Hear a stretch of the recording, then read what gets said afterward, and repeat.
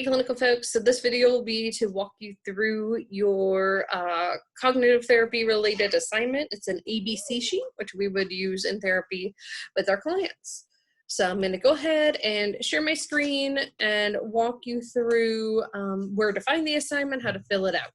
So if you are in Blackboard, you go to reaction papers and then scroll down and you will see one called CBT homework reaction. So here you can find everything you need to complete it. The actual worksheet is here both as a PDF and a Word doc. And then there is a link that I'll go over to samples of how to fill it out. And then the questions you'll need to answer as you write your reaction paper. So you're going to fill one sheet out yourself and help a partner fill one out as well. So again, this partner can be anyone you're quarantined with. It can be someone from class that you Skype with, Zoom with, Google Meet with, whatever. But do one yourself and have someone else fill one out. So the sheet, when you download it, looks like this. It's called the ABC worksheet. You get to just ignore the stuff at the top.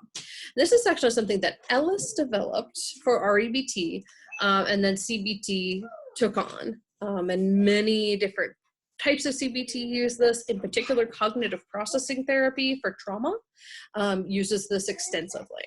So the ABC idea is that you have some sort of activating event that happens in your life. Something happens. And most people jump to the consequence, C. So they think that because something in their life has happened, they feel something else, essentially, there's a consequence as a result of it. What the cognitive method, both REBT and CBT argue, is that it's actually what we tell ourselves, the B, the belief or stuck point, that is what causes the consequence. So the classic example of this for the activating event is I'm walking through the center of campus, I see someone I know, I wave, and they don't say hi back, okay? So a lot of people will just say, oh, because that person didn't say hi, now I'm in a bad mood. Well, it's not that, right? Because you can tell yourself a lot of different things about that. So if you tell yourself, oh, they're purposely ignoring me, then you will be in a bad mood, right? That'll be your consequence. But if you tell yourself something like, oh, maybe they just didn't see me, then you might be more like, meh, right? Or maybe you think, maybe they're having a bad day. And now your feeling might be more empathy or concern for your friend, right? So it's what you tell yourself about the event that leads to the consequence, not the event itself. And in particular for people with psychopathology, this is really going to influence their life quite a bit. So for example, people who are depressed tend to interpret everything in the way of, it's about me being a horrible person. So for that activating event, it would be something like, well, of course they don't want to talk to me. Why would anyone want to talk to me, right? And then obviously the consequences, they're just going to feel more depressed. For someone with PTSD, for example, that person doesn't want to talk to me. It might be similar to depression. Of course, they don't want to talk to me. I'm broken, I'm dirty, something like that. Or it might be something like, I don't know if I want them to talk to me, because who knows what they want from me, right? And then you have the anxiety that comes as a result of that. So after you've filled that out, then you have a couple lines at the bottom. So are my thoughts in B above realistic, right? And if you're saying something like, oh, this person clearly hates me, right? Unless you know that for sure, like they've been tweet blasting you or, you know, doing things like that, you know, probably not, right? And then you challenge it. What could you tell yourself instead on such occasions in the future? So again, you're going to do one of these for you, one of these for a partner.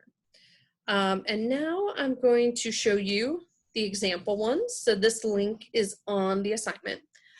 So you have your activating event, belief, and consequence. So here's an example. I have an important exam approaching. If you think I'm gonna fail, this is unbearable, I can't stand it, I'll never be able to prepare for it, I'm useless, why am I bothering? You're gonna be anxious, you can't sleep, you can't focus. You might become a self-fulfilling prophecy, right, where you do fail. If you think my partner has ended our relationship and you think I can't go on. I'll never be in a proper relationship. No one will ever love me. Then you're going to have depression. It's going to really build there. So these are just some examples to help you think about how to fill it out. I hope that you have fun during this assignment. It is really cool to get a feel for what this might look like. This is a lot of what I did. I was a CBT therapist when I was practicing therapy. So I've done a lot of ABC sheets in my day. I've done a lot of thought records in my day. And so I hope that you enjoy filling them out. They can actually be really, really helpful. All right. See y'all. Bye.